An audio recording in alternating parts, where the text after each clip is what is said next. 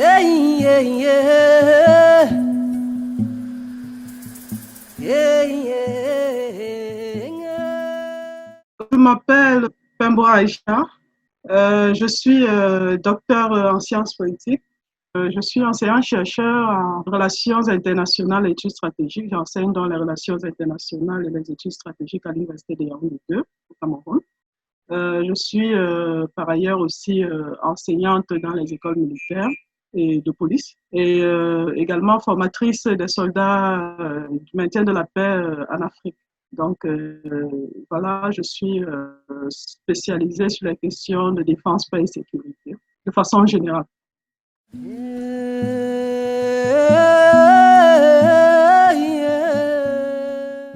Ma thèse de doctorat a porté sur le processus de formation de la culture stratégique camerounaise. Il était question pour moi dans ce travail de déterminer quel est le processus d'acquisition par la formation, mais également de contribution des militaires camerounais à la formation d'une culture stratégique propre à ce pays. Donc, au final, l'objectif de cette thèse était donc d'arriver à la conclusion selon laquelle la culture stratégique camerounaise est le résultat d'un processus d'hybridation des acquis externes et internes en matière de formation militaire, notamment au Cameroun.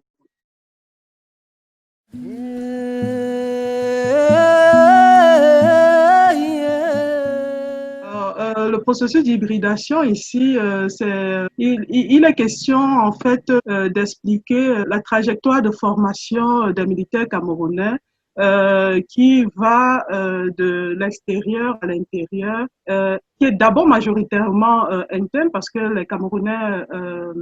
les militaires camerounais sont majoritairement formés dans leur pays à 80%, mais ils bénéficient également dans le cadre du partenariat avec l'extérieur des opportunités de formation extérieure. Donc, c'est ça que j'appelle donc l'hybridation en termes d'acquisition des façons de faire autres en matière militaire sur le plan culture, de la culture militaire. Mais également sur le plan international, le Cameroun participe à beaucoup d'autres initiatives qui lui permettent d'intégrer sur le plan idéal la communauté internationale en matière de défense et de sécurité. Donc ça lui permet justement d'enrichir sa culture stratégique finalement qui apparaît donc métissée parce qu'elle n'est pas faite seulement d'une base ou bien d'un socle essentiellement camerounais, mais elle est ouverte au monde. Donc, c'est cette hybridation donc, qui se présente à la fois par des acquis externes et internes. Donc, le Cameroun, les militaires camerounais, ils ont une base propre qu'ils acquièrent naturellement dans les écoles militaires camerounaises, notamment par le biais de la formation de base à l'EMIA, mais ils s'externalisent également dans le cadre de la coopération, comme je l'ai dit, et dans beaucoup d'autres domaines. Et tout c'était ensemble qui donne quelque chose vraiment d'hybride. Donc, ce n'est pas une culture stratégique uniforme, elle est vraiment métisse.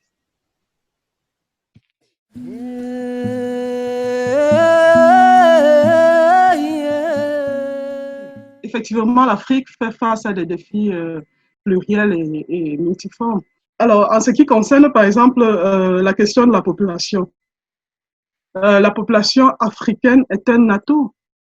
C'est un atout immense pour l'Afrique qui devrait être transformé en opportunité pour que l'Afrique puisse, sur le plan international, grâce à cette opportunité que représente la population, trouver sa place. L'Afrique a une croissance démographique de 2,5% et avec les moins de 20 ans qui représentent la moitié de la population quand même du continent. Donc c'est immense, c'est énorme et en réalité c'est une chance qui devrait vraiment être transformée en opportunité. Ça, c'est un aspect. Mais pour que cela soit possible, il faudrait également qu'il y ait une croissance économique par ailleurs. Donc il faudrait atteindre une croissance économique de 5% pour que cela soit possible. Mais moi j'y crois. Je pense qu'effectivement on peut y arriver. On peut travailler, il faudrait surtout travailler pour atteindre ces objectifs et c'est possible, l'Afrique peut le faire. Et il y a également la question de la santé. La santé est un domaine important qui aujourd'hui, beaucoup d'efforts sont faits pour améliorer les conditions sanitaires en Afrique parce que sans santé, l'économie est compromise. Et par ailleurs également, l'éducation est compromise. L'éducation, elle est essentielle, elle est primordiale pour l'Afrique. Donc, il faudrait que l'Afrique se sente davantage confortable en matière de formation. C'est très important. Et il y a également les questions de défense et de sécurité, naturellement. Aujourd'hui, l'Afrique est le continent où les conflits ont doublé en 10 ans. Donc, je pense quand même que c'est grave. Il faut absolument pouvoir travailler pour améliorer la gouvernance, pour améliorer la formation des armées africaines, pour qu'elles soient davantage des armées républicaines, des armées respectueuses l'autorité, de l'autorité civile, qu'elles puissent aussi être mieux formées, mieux équipées, etc. Donc, ce sont donc des enjeux très importants et essentiels. Mais pour que tout cela soit possible, il faudrait que l'Afrique n'oublie pas qu'en réalité, elle a une Afrique diverse. Elle a une Afrique qui a une diversité qui doit lui permettre de prendre une conscience de sa nature. Et cette diversité la prédispose véritablement à s'unir et que son avenir est dans l'union. C'est essentiel. L'Afrique doit vraiment pouvoir être une et indivisible, peu importe les différences multiples qu'il y a entre ces peuples. Elle doit travailler pour que l'unité soit une réalité. Et cela va lui permettre, et ce n'est que cela qui va lui permettre d'atteindre ses objectifs, notamment des objectifs stratégiques qui vont lui permettre de s'en sortir dans ce monde avec des enjeux multiples et énormes.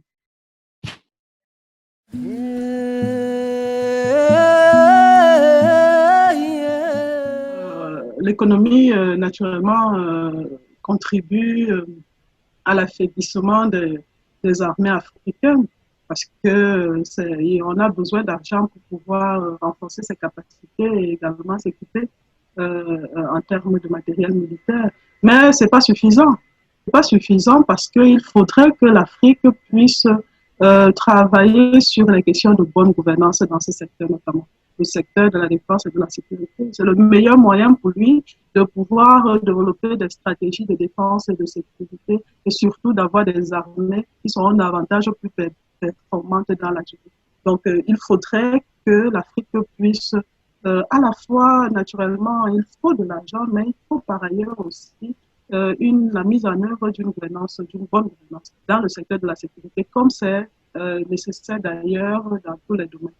Donc, je pense fondamentalement qu'il faut associer tous ces facteurs pour que les armées africaines soient véritablement performantes dans le temps long.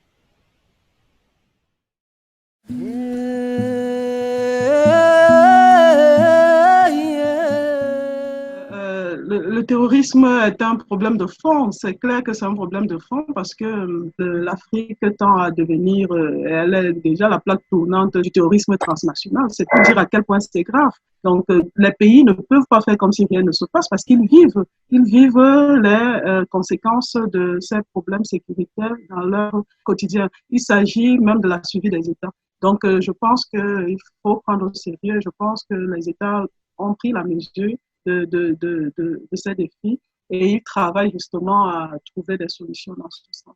On pourrait naturellement en parler de ce qui est fait, mais en réalité, il y a une prise de conscience. Il faudrait maintenant que dans la pratique, beaucoup de choses suivent, mais il y a une prise de conscience.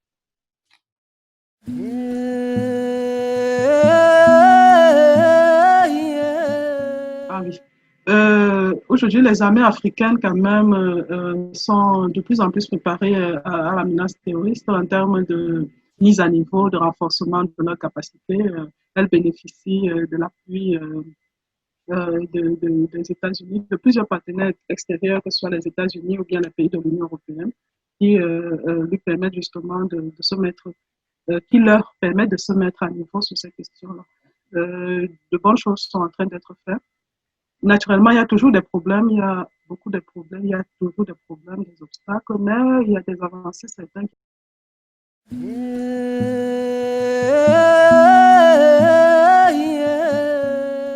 L'Union africaine également a mis en place une stratégie africaine de lutte contre le terrorisme à travers la mission la mission de l'Union africaine pour le Mali et le Sahel, qui est basée sur trois volets principaux que sont la gouvernance, la sécurité et le développement. Donc en réalité, elle aussi, elle y a pensé et elle fait des efforts pour qu'il y ait un ensemble de choses qui puissent être faites pour venir à bout du terrorisme.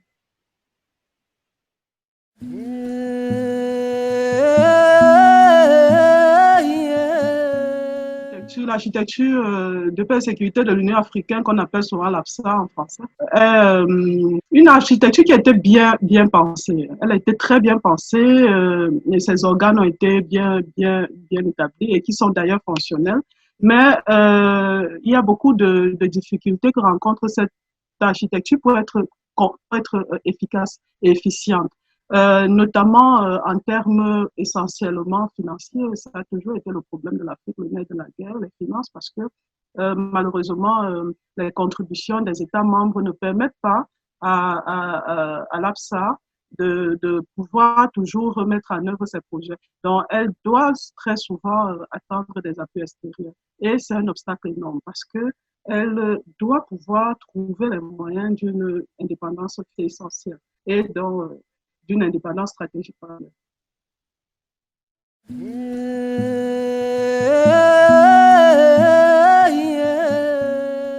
Effectivement, il y a beaucoup de problèmes. Il y a beaucoup de problèmes en termes de coordination, de cohérence, en termes de respect du principe de subsidiarité qui veut qu'on sache qui est prioritaire dans la prise et dans la mise en œuvre des décisions prises. Donc, et de complémentarité également. Il y a donc beaucoup de problèmes dans tout cela. Il y a beaucoup de confusion également. C'est en réalité ça le cœur des problèmes qu'il y a entre les communautés économiques régionales et l'Union africaine, notamment dans la mise en œuvre des décisions qui sont prises. Et il faut dire quand même d'autre part que l'Afrique est le continent qui compte le plus grand nombre de sous-régions, de communautés économiques sous-régionales. Hein? Dans le monde, quand même, ça n'arrange pas les choses parce que ça contribue à alourdir les processus et justement à semer une confusion dans la coordination, dans la capacité africaine de coordonner les différents mécanismes qui peuvent être mis en place pour résoudre, pour trouver des solutions à tout ce qui s'oppose à l'Union africaine, peu importe les domaines. Donc, il faudrait vraiment repenser le travail entre l'Union africaine et les communautés économiques régionales pour qu'elles soient davantage plus fluides et plus, plus claires. Plus claires parce qu'il y a beaucoup de confusion. Donc, du coup, il n'y a pas de clarté dans les compétences de l'un et de l'autre, finalement.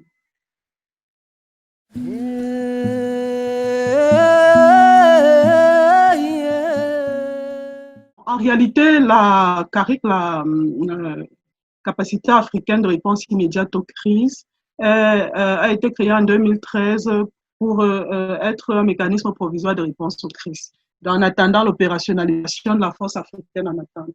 Donc, l'idée ici, c'est que ce dispositif soit plus léger et qu'il puisse être, il est essentiellement d'ailleurs militaire et doit avoir une meilleure réactivité. En fait.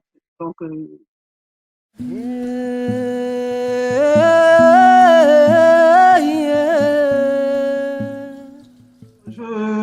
je vais dire oui et je vais relativiser. L'appui financier qu'apporte l'Union européenne aux États africains, finalement, que ce soit l'Union européenne ou bien tous les autres partenaires d'ailleurs, positionne l'Afrique dans une position de dépendance constante parce que elle sait qu'elle peut compter justement sur ces partenaires-là. Je pense que si en réalité il n'y avait pas cette possibilité, elle travaillerait davantage à trouver des solutions propres pour financer ces projets elles-mêmes. Et là, elle serait davantage plus efficace et elle irait plus loin. Elle pourrait effectivement atteindre ses objectifs. Elle est maintenant inscrite dans une situation de dépendance dans la durée parce que il faut toujours attendre qu'on appuie les projets que nous-mêmes on planifie. Mais c'est pas pertinent et c'est clair que ça ne peut pas permettre à l'Afrique de véritablement atteindre ses objectifs stratégiques. Mais pourtant, par ailleurs, il faut dire quand même que on ne peut pas toujours évoluer seul. On ne peut pas, on a besoin de l'appui extérieur de temps en temps. C'est le cas aussi de l'Afrique. Dans tout ce qu'on fait, il y a des moments où on a besoin des autres. C'est aussi le cas de l'Afrique. Mais il ne faut pas s'inscrire dans une position de dépendance. Ça, c'est le cas de l'Afrique. Elle est inscrite dans une position de dépendance face non seulement à l'Union européenne, mais à ses autres partenaires extérieurs. Et ça ne lui permet pas de véritablement trouver les bonnes solutions pour pouvoir développer des mécanismes de financement propres. Parce que c'est véritablement ça le cœur des problèmes de l'Union africaine.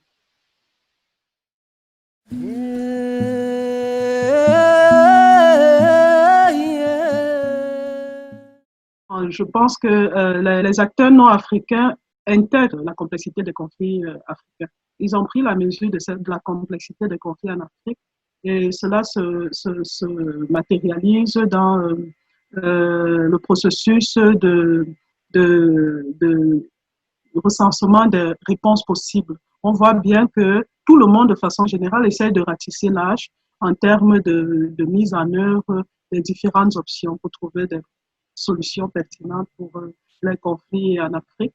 Et tout le monde sait par ailleurs que les solutions ne sont plus que militaires et ne doivent pas être d'abord militaire ou être uniquement militaire. Donc, il y a eu la nécessité de prendre en compte toutes les autres options. Et je pense qu'il y a beaucoup d'évolutions dans ce sens et les acteurs non africains notamment, non, ils ont pris la mesure justement de la complexité des conflits africains parce qu'ils pensent justement à toutes les autres options, que ce soit au-delà de l'option militaire, par ailleurs, qui est censée ne pas venir en priorité, hein, et que ce soit l'option politique ou l'option développementale, parce qu'il faut aussi améliorer les conditions de vie des populations. Il faut améliorer beaucoup d'autres problématiques qui ressortent des aspects socio-économiques pour pouvoir atteindre ces objectifs justement en termes de retour à la normale.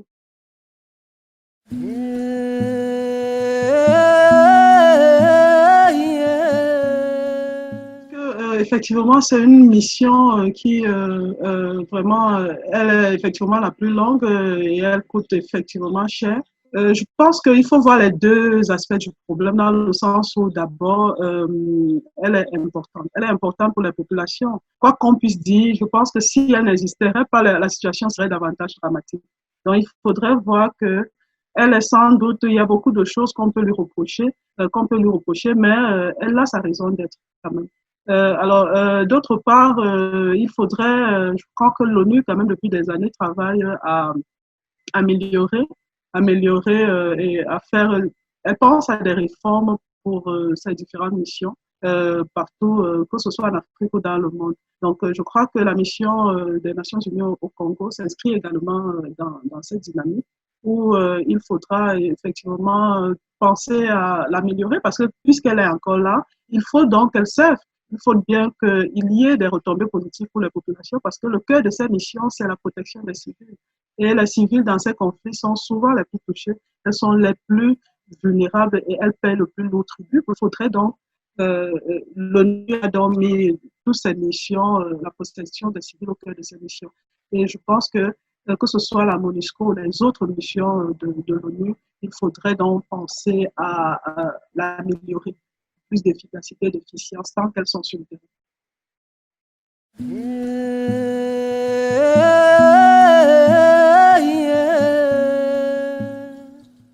C'est vrai que cette décision a créé un tollé au sein de la population, de l'opinion publique sénégalaise notamment. C'est vrai qu'on pourrait se poser la question de savoir pourquoi le gouvernement sénégalais privilégie la participation à la lutte contre le terrorisme ailleurs que sur le continent. Bon, mais surtout dans un contexte où les États africains doivent plus que jamais être unis justement pour faire face véritablement, efficacement à cette guerre contre le terrorisme.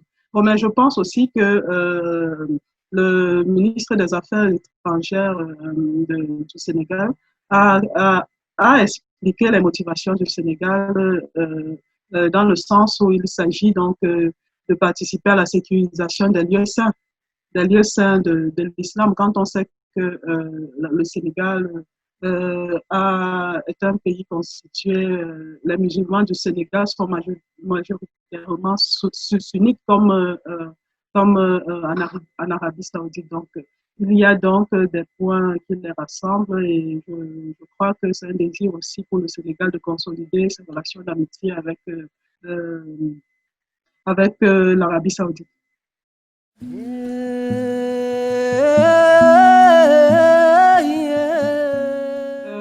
Il faudrait essayer de véritablement sécuriser les frontières pour que on puisse davantage réguler les conflits entre tous ceux qui se retrouvent dans ce type dans des désaccords de cette nature.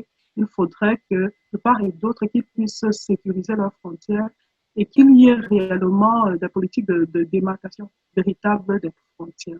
Donc, cela serait très important pour l'Afrique, quand on connaît l'histoire de l'Afrique. Et on sait que il y a eu justement cette délimitation qui n'a pas forcément respecté les enjeux culturels, historiques, etc. des Africains. Donc, il y a beaucoup de retombées négatives aujourd'hui sur l'Afrique. Mais les États africains doivent prendre leurs responsabilités aujourd'hui et essayer de prévenir tous ces conflits en travaillant dans un rapprochement des différents États. Il faudrait être présent, il faudrait faire vivre les frontières, il faudrait que l'État puisse véritablement être présent. Donc, c'est essentiel pour prévenir toutes ces difficultés en termes de sécurité transfrontalière. Alors, c'est très important, mais par ailleurs, il faudrait trouver des solutions concertées et négociées lorsque on a affaire à des conflits de cette nature.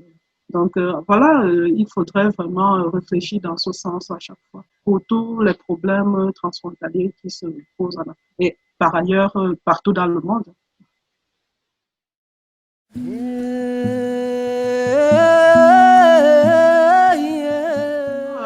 Aujourd'hui, les femmes représentent quand même la moitié de la population africaine. Hein? C'est énorme, mais elles ne sont pas vraiment prises au sérieux dans la plupart des domaines, y compris dans le domaine des opérations de maintien de la paix. Et c'est vraiment dommage. C'est vraiment dommage parce que les femmes sont des acteurs très actifs, des agents actifs pour la paix dans des contextes de conflit. Il faut les prendre au sérieux parce qu'elles ont la capacité de participer efficacement au retour à la vie normale et surtout au processus de résolution des conflits. À tous les niveaux d'ailleurs, que ce soit au niveau de la phase préventive, avant, pendant et après le conflit. Il faudrait qu'elles soient davantage prises au sérieux. Il faudrait également que nous constatons dans les effectifs qu'elles sont vraiment marginales. Dans tous les effectifs, elles sont très, très, très sous-représentées, très, très peu représentées. Donc, c'est donc un constat général et il faudrait aller plus loin. Il faudrait véritablement essayer de travailler davantage pour impliquer les femmes à tous les niveaux du processus de résolution des conflits.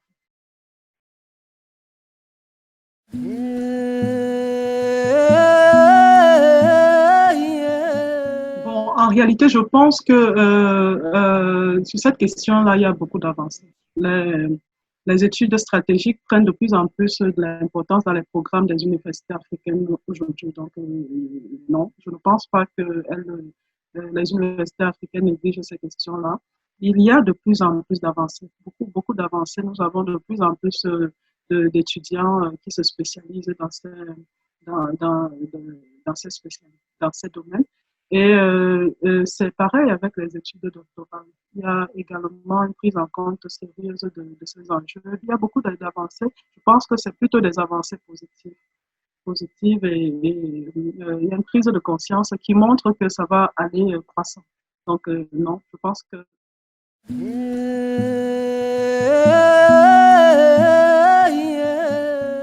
oui, c'est un projet très important pour moi qui est sur lequel je suis en train de travailler.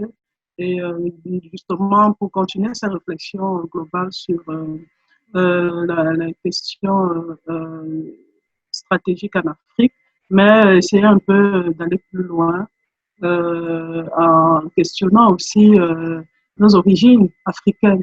Ce serait bien aussi de voir un peu les évolutions qu'ont connues l'Afrique avec ses hommes et de se rendre compte aussi que l'Afrique a vécu les mêmes réalités qu'on vit aujourd'hui, mais à une autre époque. Donc, si on pouvait essayer de capitaliser sur ces réalités pour peut-être essayer de mieux comprendre les enjeux contemporains et mieux relever les défis contemporains, je pense que ce serait vraiment un point positif. Donc, en fait, c'est un projet qui est sur lequel je suis en train de travailler. On pourra revenir sur d'autres aspects prochainement.